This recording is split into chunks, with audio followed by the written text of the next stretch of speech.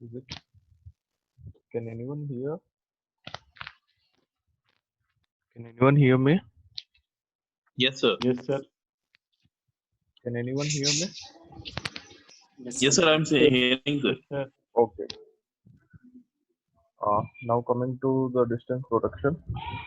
अभी तक जो So हम make a volume, sir. High, sir. सही है, अब क्लियर होगा। अब क्लियर है?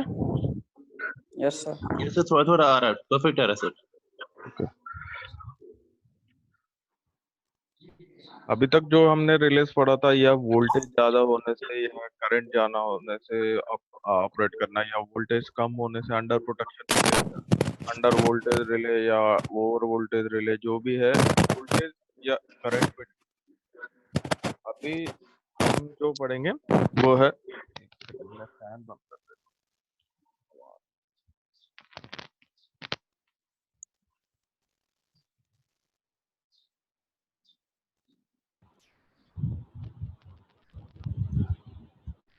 Now we'll study the combination of those, nothing but whether it is impedance or reactance or admittance. Those type of relays are called distance relays. In distance relays, what happens? It will take the measure of voltage to the current. अभी तक जो पढ़ा था वो है ये इधर voltage और करंट, या वोल्टेज ज्यादा होने से या अंडर वोल्टेज रिले जो है, अगर वोल्टेज कम हुआ तो ऑपरेट करता है, ओवर वोल्टेज रिले वोल्टेज ज्यादा हुआ तो ऑपरेट करता है, ओवर करंट रिले अगर वोल्ट करंट का ज्यादा हुआ तो ऑपरेट करता है, और अंडर करंट रिले जो अंडर करंट रिले बहुत रेयरली यूज करते हैं, उसकी जरूरत नहीं पड़ती है। अब जो है डिस्टेंस प्रोटेक्शन में ये इधर we are taking the coefficient in the numerator में वोल्टेज, डिनोमिनेटर में करंट, और वाइस वर्सा जो भी है। अगर एडमिटेंस हो तो आई बाई वी, और इम्पिडेंस हुआ तो वी बाई आई, और रिएक्टेंस हुआ तो same, the unit will be same for impedance as well as reactance, and it will remain same. बस रिएक्टेंस में डायरेक्शन का पार्ट आता है और इसमें नहीं आता है, बस इतना फर्क है। विल अभी आप लोग चार्ट में अपना रोल नंबर के साथ साथ एस लिख देना बस। अगर जिसका नाम से लॉगिन किया हो वो आप रोल नंबर के साथ साथ एस लिख देना बस। Okay sir. चार्ट का ऑप्शन आ रहा होगा आपको, इसमें कर देना। और अगर फॉल्ट हुआ तो कैसे डिसाइड करेंगे इस डिस्टेंस रिले में? वो इम्पीडेंस मेजर करेगा उस पॉइंट से लेके उस पॉइंट तक। अगर आप ये लाइन देखोगे, ये यहाँ पे बस बार ये है और सेकंड बस बार ये बी है, इन दोनों के बीच में जो इम्पीडेंस है that will be treated as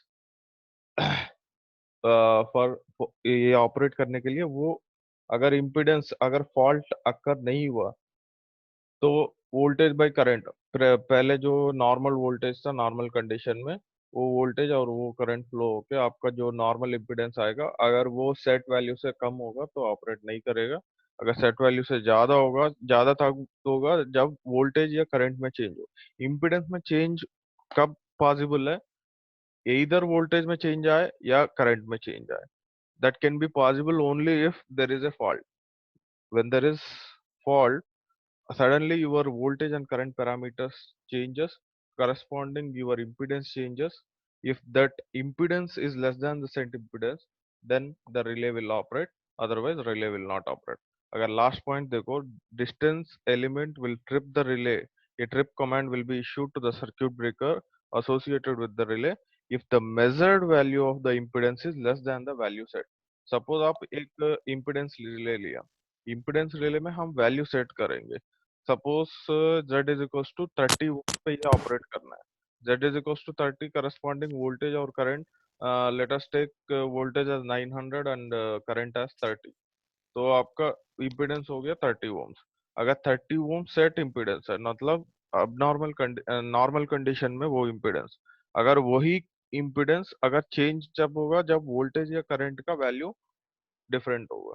अगर वोल्टेज या करंट वैल्यू डिपेंड होगा डिपेंडिंग ऑन द एप्लीकेशन. अगर हमें उस एप्लीकेशन में फॉल्ट की वजह से अगर करंट ज्यादा हो गया तो करस्पॉन्डिंगली आपका इम्पीडेंस कम हो जाएगा. तो अगर उस वैल्यू से कम हो गया तो ऑब्वियसली आपको जो है आपका जो डिस्टेंस रिले है वो ऑपरेट करेगा. सिंपल ये बेस्ड ऑन कैसे ऑपरेट करता है, यहाँ से लेके पॉइंट ए से लेके पॉइंट बी तक मेजर इम्पीडेंस मेजर करके, वो इम्पीडेंस कैसे मेजर करेगा, corresponding voltage to the current ratio से. वो मेजर करके अगर सेट वैल्यू से कम है तो ऑपरेट करेगा, अदरवाइज नहीं ऑपरेट करेगा. This is a simple thing that happens. अगर आप फिगर 5 देखोगे, डिस्टेंस प्रोटेक्शन का एक सिंपल डायग्राम से एक्सप्लेन किया है, और R and L per unit length लिया है, और आपका इम्पीडेंस हो गया R plus j omega L into X. X क्या है, आपका डिस्टेंस है यहाँ से लेके फॉल्ट तक, वो एक्स डिस्टेंस है. टोटल डिस्टेंस जो है वो एल है. और ये यहाँ पे जो इम्पीडेंस देख रहे हो वो है आपका इनपुट इम्पीडेंस और सेट इम्पीडेंस से. यहाँ पे करंट फ्लो हो रहा है from end A to end B. Suppose ये अज्यूम कर लेते हैं यहाँ पे फॉल्ट आ गया. तो यहाँ पे फॉल्ट आ गया तो हम वो इम्पीडेंस कहाँ से कहाँ तक देखेंगे, जहां से शुरू हुआ है यहाँ से लेके जब जहां तक फॉल्ट है वो डिस्टेंस सपोज x मान लिया. उस x इंटू इस लाइन का resistance plus j omega L into impedance. z input will be equals to r plus j omega l into x, where x is the distance from this point to the point of occurrence of fault. जो L है वो distance है, total distance from here to here. यहाँ पे circuit breaker है, यहाँ पे circuit breaker है, यहाँ पे circuit breaker at end A, circuit breaker at end B. The total distance is L,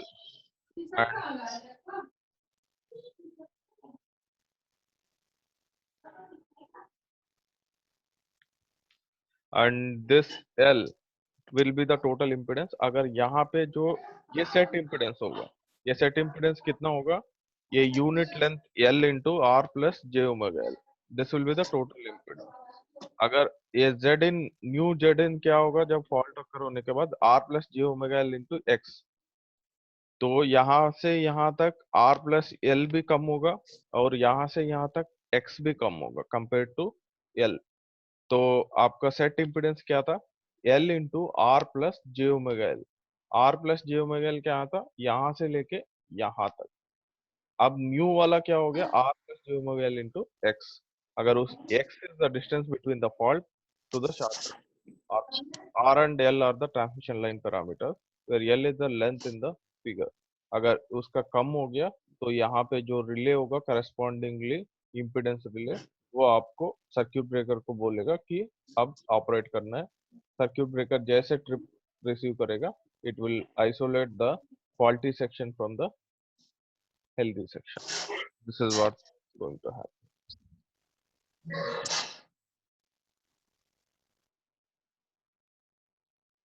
No. वही है, we can see that the impedance value of a fault loop increases from 0 for a short circuit at the source end up to finite value from the remote end. This use this principle to set up zones of protection. as well as to provide feedback where fault has been occurred. Distance to fault.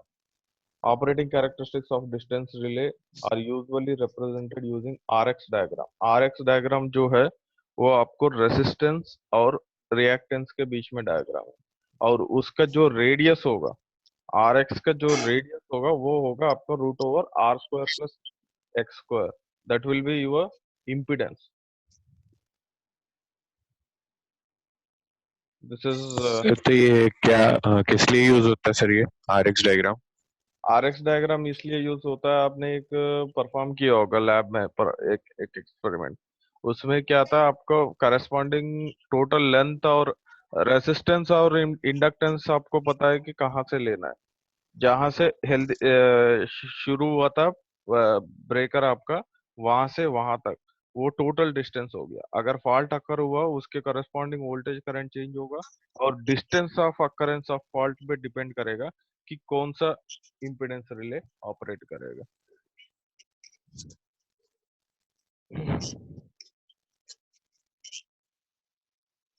उसको Jones की तरह divide करेंगे हम. मतलब distance relay Jones की तरह कैसे divide करेंगे कि ये नीड ऑफ जोन्स क्यों होगा कि सेलेक्टिव पार्ट, मतलब the distance element should only trip the faulty section. Suppose एक पूरा लाइन है, उसका पूरा लेंथ 100% ले लिया. Total length of the line, let it be 100%. We can set the distance element to only trigger a point signal fault within a certain distance from the relay, which is called the distance element. Reach. आपको पता है reach क्या है, under reach क्या है, over reach क्या है, वो पहले क्लास में ही डिस्कस किया था. reach जो है, सपोज मैंने एक इम्पीडेंस रिले को बोला है कि L1 लेंथ तक तुम्हें ऑपरेट करना है, और दूसरा इम्पीडेंस रिले को बोलना है L2 तक ऑपरेट किया. अगर ये आवाज कहाँ से आ रहा है यार? जो L1 का जो ऑपरेट होना था इम्पीडेंस, अगर वो L2 के भी ऑपरेट. सर सबका म्यूट कर दीजिए सर.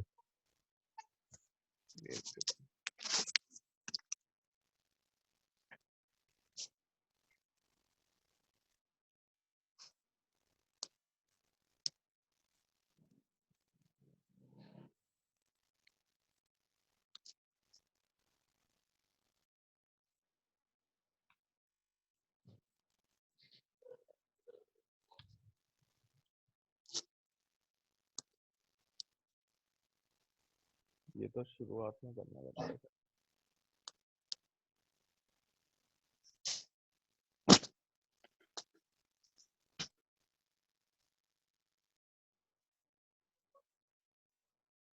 हाँ, the setting impedance is represented by ZRS is equals to HS into ZL, where ZL is a total line impedance, and the distance element will only trip when the measured impedance ZR is less than or equals to the setting impedance HS into ZL. Suppose typically HS जो है वो हमने set किया था 80% of the line between two buses, and this forms protection zone 1. ये आपको एक second.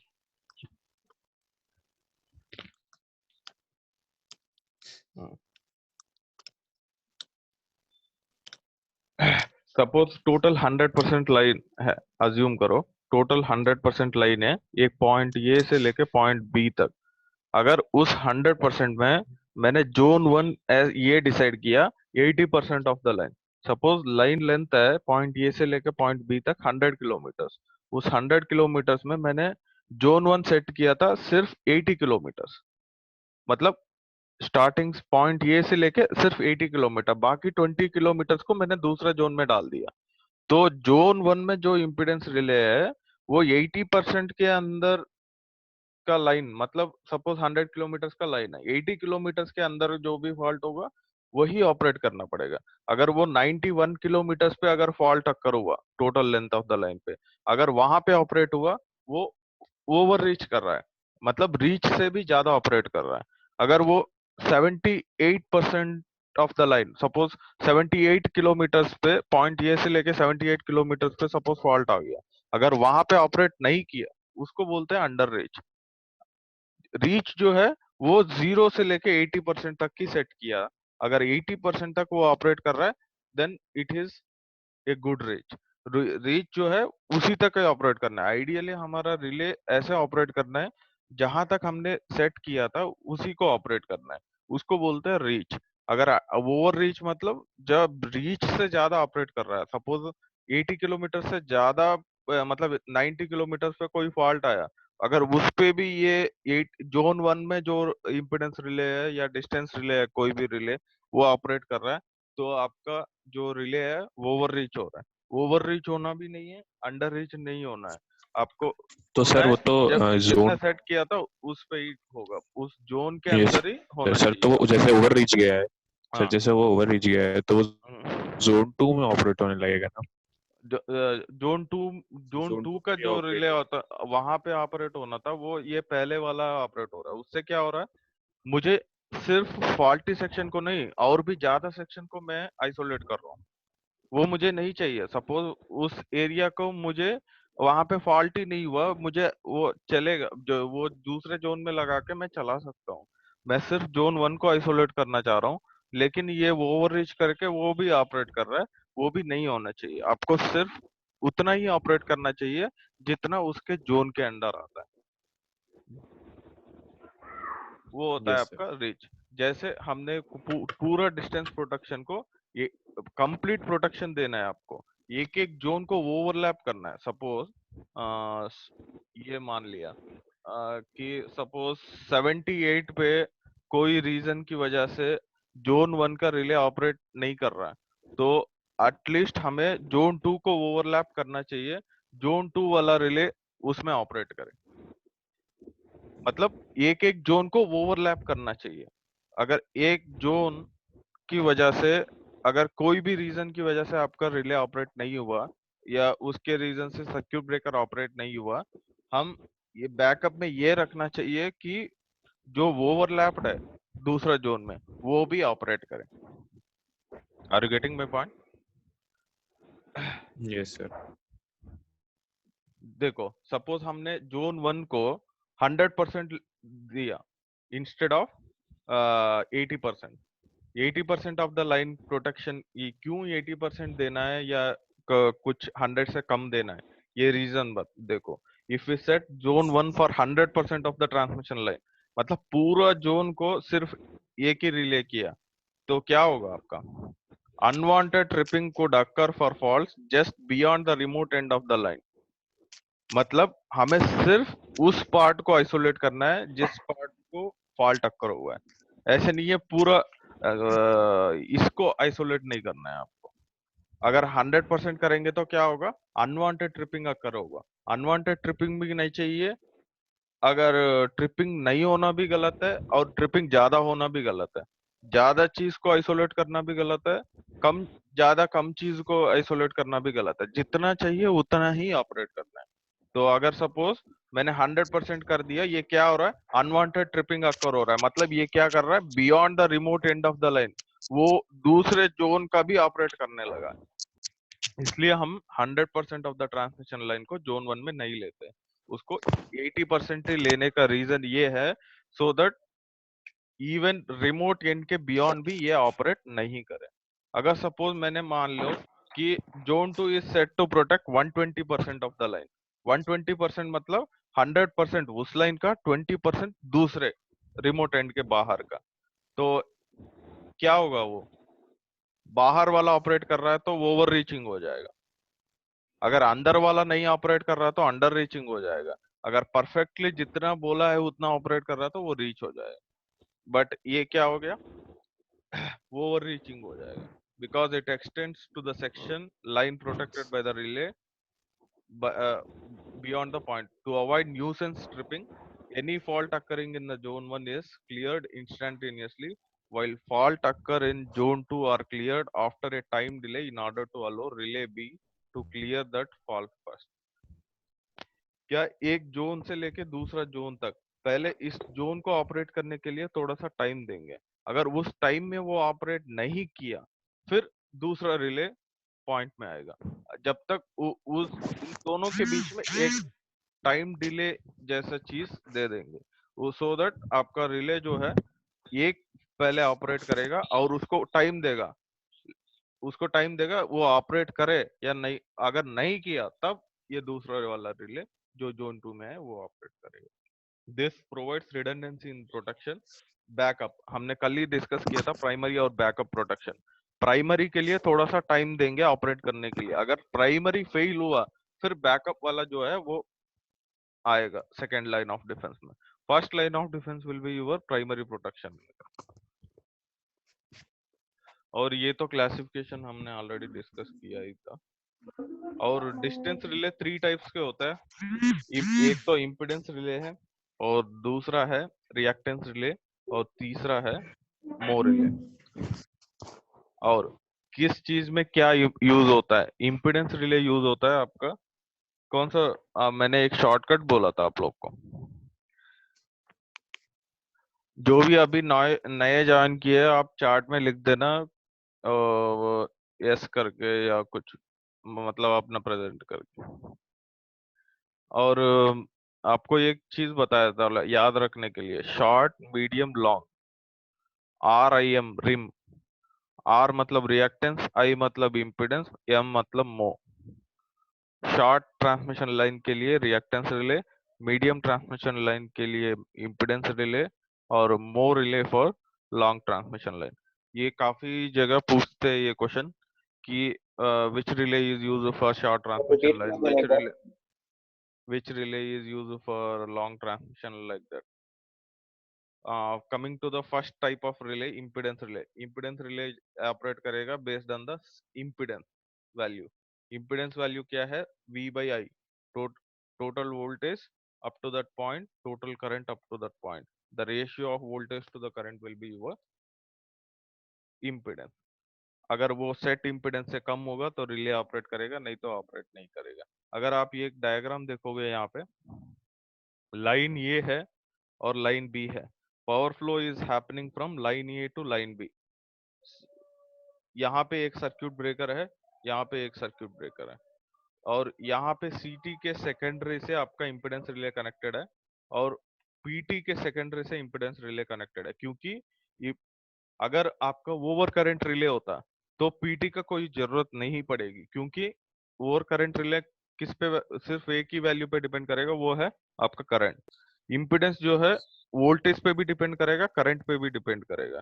तो इम्पीडेंस का इनपुट्स क्या होगा? सीटी का सेकेंडरी होगा, पीटी का सेकेंडरी होगा। यहाँ पे जो वोल्टेज आएगा उसका स्टेप डाउन होके भी वोल्टेज आएगा, और यहाँ पे जो करंट आएगा उसका भी स्टेप डाउन होके यहाँ पे करंट जाएगा। अगर V by I is equals to set impedance है, then there is no fault. V by I में चेंज तभी आएगा जब when there is a fault. जब सपोज यहाँ पे फॉल्ट अकर हुआ, मतलब वो नियरर टू बी है, और तो उसके करस्पॉन्डिंग जो करंट जा रहा है A to B, that current will be affected, and correspondingly CT का जो सेकेंडरी करंट होगा वो इफेक्ट होगा। और जहां पे यहाँ पे शॉर्ट सर्क्यूट हो गया, पहले यहाँ से यहाँ तक वोल्टेज था, उस वोल्टेज लेवल कम हो जाएगा और आपका सेकेंडरी भी वोल्टेज डिफर होगा।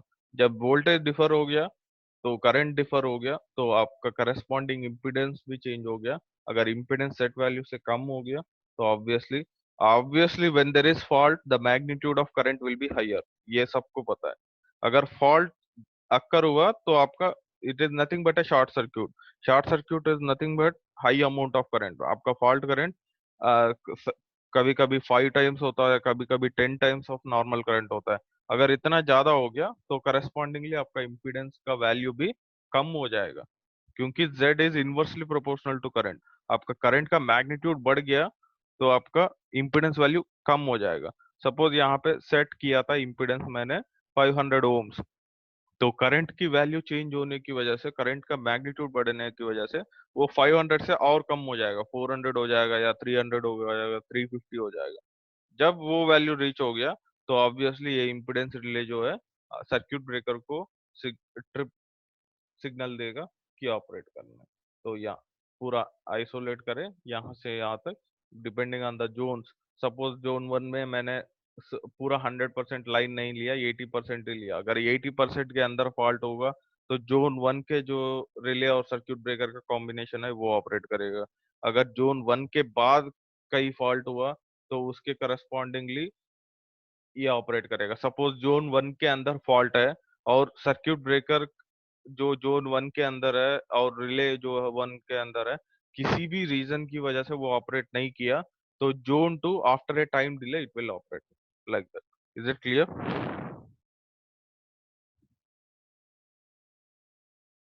सब वॉइस बंद कर दिए क्या?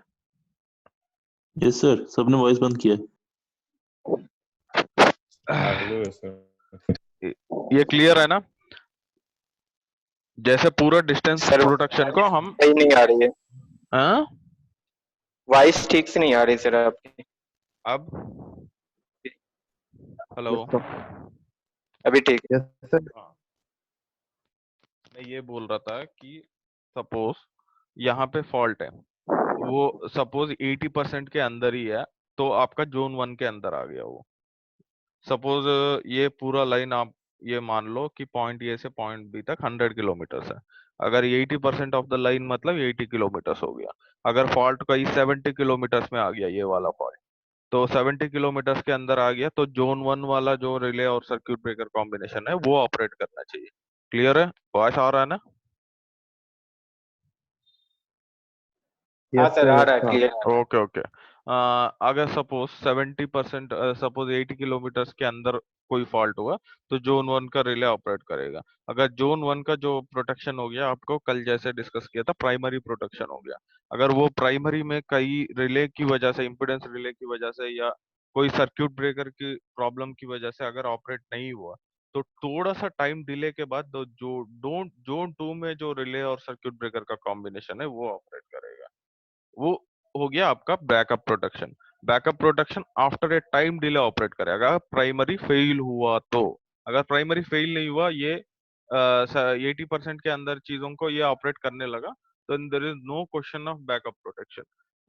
ये प्राइमरी से ही आपका फॉल्ट आइसोलेट हो जाए। ये एक चीज है, अगर बैकअप प्रोटेक्शन ऑपरेट करने से जो मुझे सपोज 80 किलोमीटर, जीरो से लेके 80 किलोमीटर तक आइसोलेट करना था, वो हो जाएगा 0 से 100 किलोमीटर तक, या ऐसे मतलब 0 से 90 किलोमीटर तक। मतलब बैकअप प्रोटेक्शन से क्या होगा, the area that is isolated will be larger compare to the primary protection. बस इतना डिफरेंस होगा। वो तभी होगा जब आपका प्राइमरी फेल होगा। अगर प्राइमरी बहुत रेयरली केस में, depending on the very rare situation, it will go fail. Unless it is not failed, then there is no issue of backup protection. और इम्पीडेंस रिले का जो है, ये दो तरीके से टार्क होता है। एक है ऑपरेटिंग टार्क, एक है restraining torque. Restraining torque as discussed in the previous classes, वो हमेशा नेगेटिव वैल्यू होता है, और ऑपरेटिंग टार्क जो है वो पॉजिटिव वैल्यू होता है। आपका टोटल नॉर्मल कंडीशन में जो है, ऑपरेटिंग टार्क और रिस्ट्रेनिंग टार्क दोनों इक्वल है, मतलब positive is equal to negative, then there is normal condition, मतलब कोई फॉल्ट नहीं हुआ है। सपोज अगर फॉल्ट हुआ तो आपको ऑपरेटिंग टार्क क्या हो जाएगा, ज्यादा हो जाएगा। ऑपरेटिंग टार्क किस पे डिपेंड करता है, जो सपोज इम्पीडेंस वैल्यू है, तो उसके करस्पॉन्डिंग वोल्टेज या करंट पे डिपेंड करता है। अगर फॉल्ट अकर हुआ तो आपका करंट का मैग्नीट्यूड बढ़ गया, तो obviously current directly proportional to torque, the operating torque क्या हो गया, ग्रेटर देन रिस्ट्रेनिंग टॉर्क। तो यहाँ पे नेगेटिव टॉर्क और रिस्ट्रेनिंग टॉर्क कौन प्रोवाइड कर रहा है, वोल्टेज एलिमेंट, मतलब ये वाला पीटी। और ऑपरेटिंग टॉर्क कौन प्रोवाइड कर रहा है, करंट। एक चीज क्लियर कि मैं रिपीट कर रहा हूँ, देखो, फॉल्ट अक्कर हुआ तो आपका करंट का मैग्नीट्यूड ज्यादा होगा।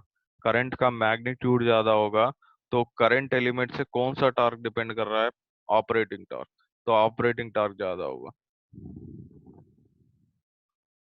ओके, 10 मिनट में खत्म हो जाएगा, ये टाइम आ रहा था कि नेगेटिव टॉर्क कौन प्रोवाइड करेगा, वोल्टेज प्रोवाइड करेगा।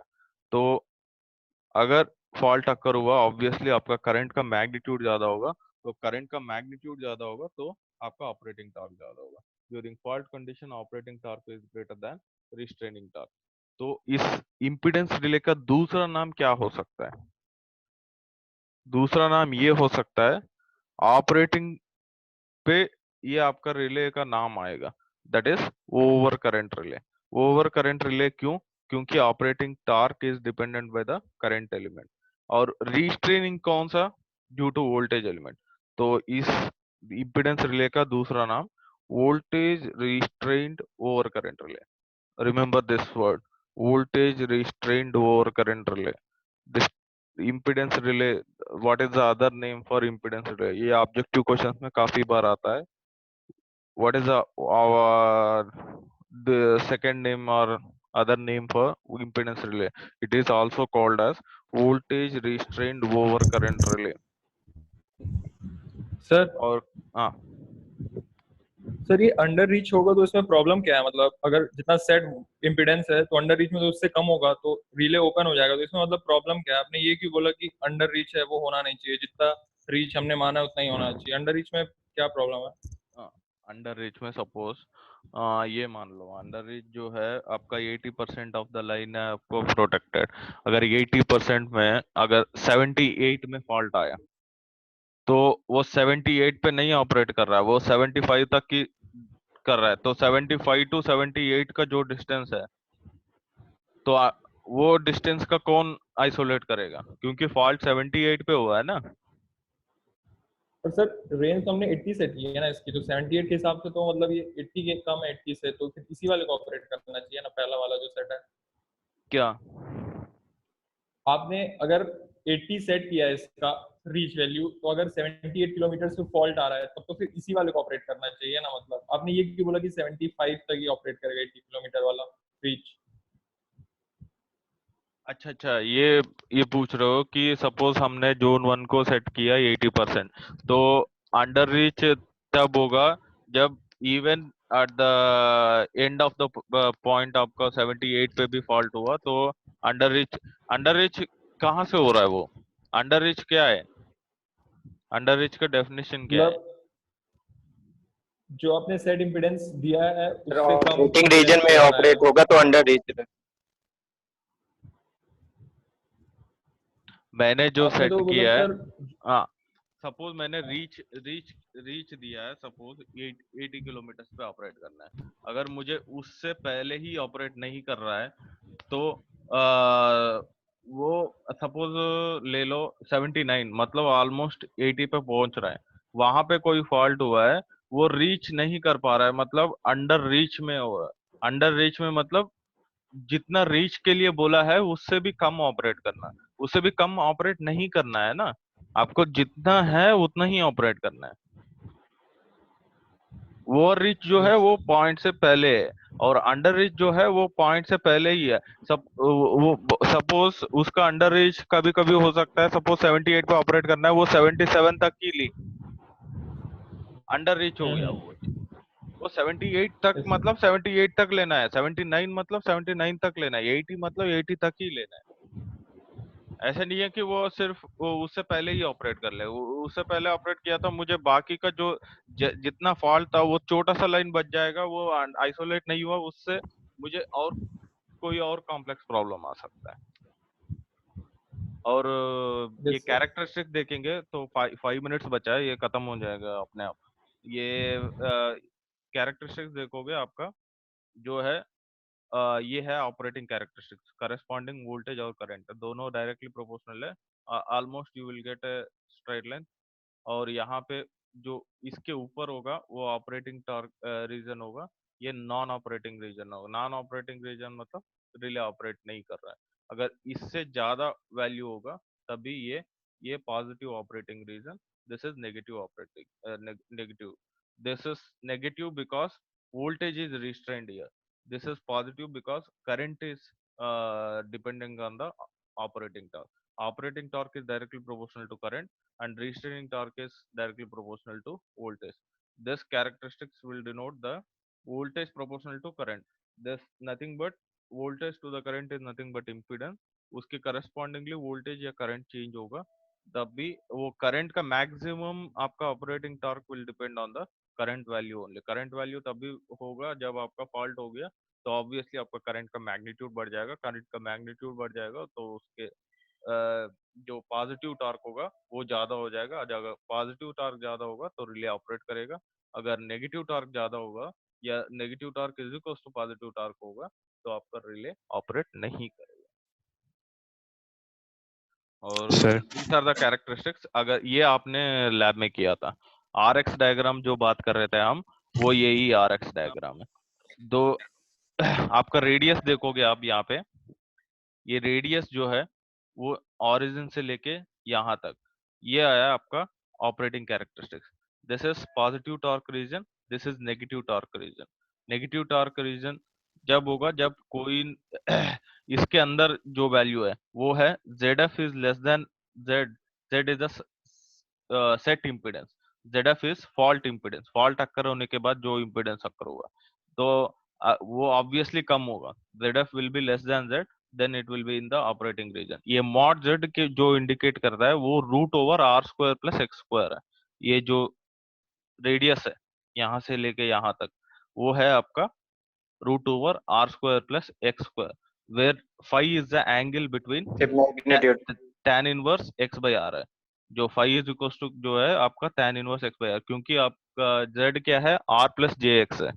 r प्लस जे एक्स उसका tan theta will be tan inverse x by R. This phi will be tan inverse x by R. जो ये शेडेड पोर्शन है उस सर्कल के अंदर, ये वाला जो रीजन है जब आपका fault impedance less than Z होगा। ये वाला जो रीजन है आपका fault impedance greater than Z होगा। Fault impedance greater than Z होगा तो नेगेटिव टॉर्क डोमिनेट करेगा compare to positive torque. Positive torque कब होगा? सिर्फ इस सर्कल के अंदर, इस सर्कल के अंदर सिर्फ पॉजिटिव टॉर्क होगा, इस सर्कल के बाहर नेगेटिव टॉर्क होगा। नेगेटिव टॉर्क में ऑपरेट नहीं करेगा because operating torque is depending on the positive value and this operating torque is suppose आप ऑपरेटिंग टॉर्क जो है आपका के आई स्क्वायर है, वे इज इक्वल टू के आई स्क्वायर, मतलब के इज अ कांस्टेंट। तो ऑपरेटिंग टॉर्क क्या है? T is directly proportional to T operating torque for the impedance relay is directly proportional to I square, and this negative torque is directly proportional to V square। तो आपका total torque क्या हो गया? Total torque हो गया, suppose positive torque का मैंने K1 constant लिया, नेगेटिव टॉर्क का K2 कांस्टेंट लिया, तो total torque will be K1 I square minus K2 V square. Minus क्यों आ गया? रिस्ट्रेनिंग है, वोल्टेज जो है रिस्ट्रेनिंग, हमने जैसे डिस्कस किया था ये वाला ये voltage restrain over current relay है ना। वोल्टेज रिस्ट्रेन मतलब वोल्टेज नेगेटिव वैल्यू होगा, तो K1 I square minus K2 V square. अगर जब मेरा दोनों वैल्यूज अगर टोटल जब दोनों इक्वल होगा नॉर्मल कंडीशन में, तो इम्पीडेंस क्या होगा? Set impedance. ये Z कैसे कैलकुलेट करते हैं? K1 I square is equal to K2 V square. तो V square by I square is equal to K1 by K2। तो V बाई I मतलब impedance is equal to root over K1 by K2। तो impedance क्या होगा आपका? K1 root over K1 by K2। अगर आपके पास pen और paper है, K1 I square minus K2 V square is equal to total torque. Total ये दोनों जब इक्वल होगा K1 I square is equal to K2 V square. अगर ये दोनों इक्वल करोगे तो V बाई I आपको आएगा root over K1 by K2। अगर उसके अंदर होगा तो ऑपरेट करेगा, उसके अंदर नहीं होगा तो ऑपरेट नहीं करेगा। और यहाँ पे ये है कि ऑपरेटिंग टॉर्क अगेन करंट ही है, और रिस्ट्रेनिंग टॉर्क जो है करंट और वोल्टेज डायरेक्शनल रिले, मतलब वो V I cos theta minus five, this will be your restraining torque. तो इसका जो टॉर्क इक्वेशन होगा वो K1 I square minus K2 into V I cos theta minus five. ये आपको इक्वेशन में दोबारा वो लिख के दिखा दूंगा। खत्म हो गया शायद टाइम।